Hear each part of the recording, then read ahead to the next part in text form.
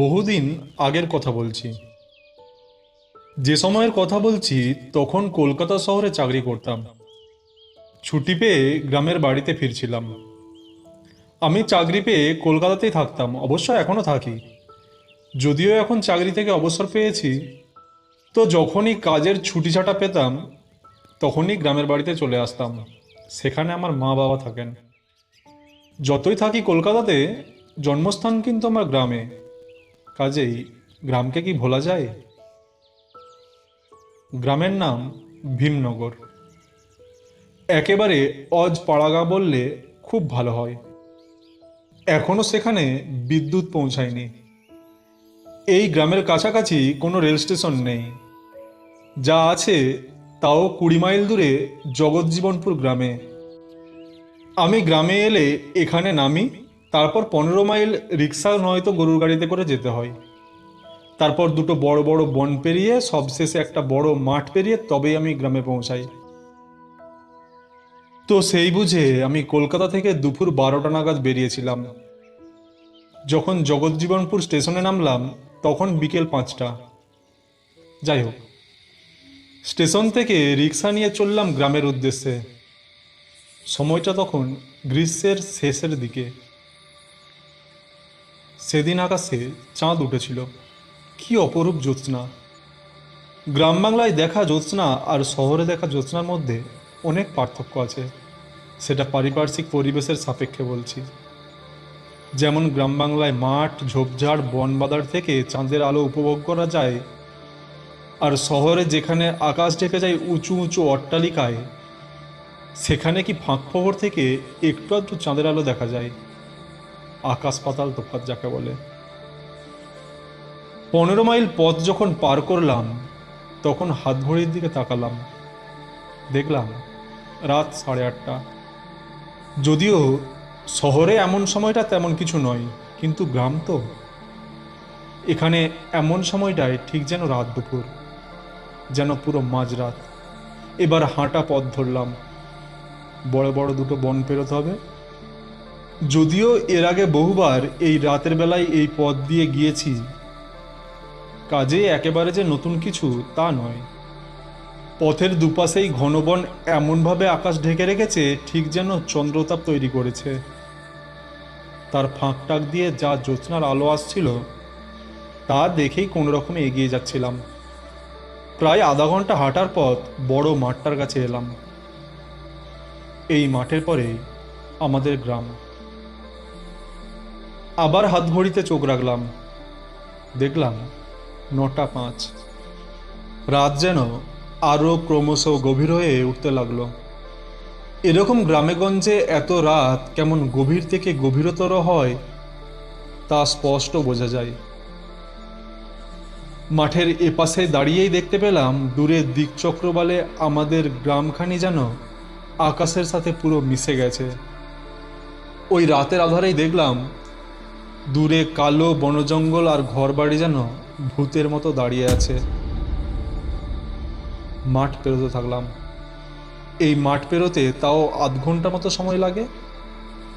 আগে তো বহুবার পার করেছি, তাই জানি সময়টা মোটামুটি। প্রায় ওই 5 কি 10 মিনিট হয়তো এগিয়েছি, হঠাৎ কানে এলো পিছন থেকে অনেক চেনা একটা কণ্ঠস্বর। আরে অর্ঘদীপদা না? আমি পিছন ফিরে দেখে বললাম, আরে অসিত যে, তা এত রাতে এখানে? এই যে দাদা বাড়ি ফিরছি, তা পথে তোমার সাথে দেখা হয়ে গেল। অসিতের পুরো নাম অসিত বরণ হালদার। আমাদের গ্রামের বিমল মাস্টারের ছেলে। গত বছর খবর পেয়েছিলাম সে এইচএস পাস করেছে, কিন্তু তারপর আর তার কোনো খবর পাইনি। আমি জিজ্ঞাসা করলাম, তা এখন কি করা হয়? আর দাদা, এখন কিছুই আর করি না। কেন?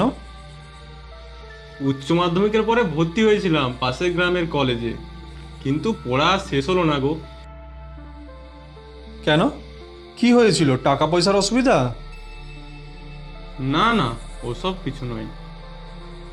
কথা বলতে বলতে আমরা অনেকটা পথই এগিয়ে এলাম। তারপরে দেখতে পেলাম আমার বাড়িখানা, অর্থাৎ মাঠ প্রায় শেষ হয়। আচ্ছা দাদা, ভালো থেকো, আমি আসলাম। আসলাম মানে? তুমি যাবে না বাড়ি? তোমার বাড়ি তো আমার পাশের দুটো বাড়ির পরেই। হ্যাঁ ঠিকই, কিন্তু আমি আর পারবো না গো যেতে দাদা। ভালো থেকো। এরপরে যা দেখলাম, বোধহয় এমন দৃশ্য সারা জীবনে কোনোদিন দেখিনি। দেখলাম ঠিক যেমন কর্পূর বাতাসে রাখলে উবে যায় ক্রমশ, তেমনি পুরো আমার চোখের সামনে অসিত বাতাসে মিলিয়ে যেতে লাগলো। একটা জলজ্যান্ত শরীর এভাবে বাতাসে মিলিয়ে যাচ্ছে! হাই, এ আমি কি দেখছি? এমনও হয় বাস্তবে? এত কিছু বিষয় একসঙ্গে মাথার মধ্যে গোলমাল করতে থাকলো। ধপ করে আমি পড়ে গেলাম মাটিতে। পরদিন দেখলাম আমি বাড়িতে শুয়ে আছি। আমায় ঘিরে আমার বাবা, মা, বিমল মাস্টার, আরও 3-4 জন বা অন্য নারী পুরুষ সবাই দাঁড়িয়ে আছেন। আমি চোখ খোলার পরে দেখলাম সবাই যেন একটু স্বস্তি পেল। আমি বললাম, মনে হচ্ছে কালকে আমি পড়ে গেছিলাম, বলেই মাথার পিছনে হাত দিলাম। বেশ ব্যথা আছে। দাঁড়িয়ে থাকা জনতার মধ্যে একজন এসে বললেন, আমরাই বাবা, তোমাকে আজ সকালে পড়ে থাকতে দেখেছি মাঠে। তুমি কাল সারা রাতই ওইভাবেই পড়েছিলে। সারা রাত পড়েছিলাম? না, সেসব তো কিছুই মনে পড়ছে না। আমার বাবা বললেন, তুই আসবি তা তো চিঠি লিখে জানিয়েছিলিস, কিন্তু রাত যত বাড়তে লাগলো আমি চিন্তায় পড়লাম। ভাবলাম তুই বোধহয় আর আসবি না, তাই তোর মাকে বললাম ছেলে বোধহয় আজ আর আসবে না, এত রাত হয়েছে, অথচ তুই যে মাঠে পড়ে আছিস সেটা জানতাম না। বিমল মাস্টার বললেন, তা বাবা, তুমি ওভাবে পড়ে গেছিলে কেন? হোঁচট খেয়ে নাকি? না মাস্টারবাবু, হঠাৎই দেখলাম আমার সব মনে পড়ে গেল। মাথার ব্যথার কারণে আস্তে আস্তে গোটা ঘটনাটা বললাম। পুরুষ মানুষদের সত্যিই মনের ভিতর কষ্ট হলে তবুও চোখের জল ফেলে তা প্রকাশ করে না। দেখলাম বিমল মাস্টার একটা গভীর শ্বাস ছেড়ে বললেন, আজ তো 23শে মে। আমার ছেলে গত বছর ঠিক 22শে মে রাতে বজ্রাঘাতে মাঠেই মারা যায়। আগের বছর 22 তারিখ রাত বৃষ্টির মেঘে ভরা ছিল, কিন্তু তুমি যখন এলে তখন তো দেখলে কেমন চাঁদের আলো ভরা রাত। সারা রাত ছেলে আমার বাড়ি ফেরেনি, তাই ভোর না হতেই আমি আর আমার স্ত্রী আর থাকতে না পেরে ছুটে যাই মাঠের দিকে। গিয়ে দেখি ছেলে আমার মরে পড়ে আছে। এবার দেখলাম তার গলার স্বর একটু একটু কাঁপছে। তার মনের অবস্থাটা বুঝতে পারছিলাম। আমি তাকে একটা কথাই বললাম, অসিত অত রাতে কোথা থেকে ফিরছিল? মাস্টারবাবু বললেন, ও বন্ধুর বাড়ি গিয়েছিল কলকাতায়, কিসের একটা নেমন্তন্ন খেতে। ফিরতে ফিরতে রাত হয়ে গিয়েছিল, আর তারপরেই তার কণ্ঠস্বর আরো কেঁপে উঠল। আমি আর তাকে কিছু বলতে দিলাম না। তিনি বেরিয়ে গেলেন আমাদের বাড়ি থেকে। বাবা কি ছেলের মৃত্যুর খবর এত কিছু খুলে বলতে পারে?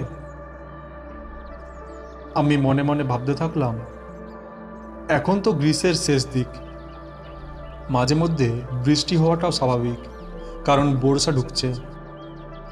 কিন্তু এমন কিভাবে সম্ভব হলো?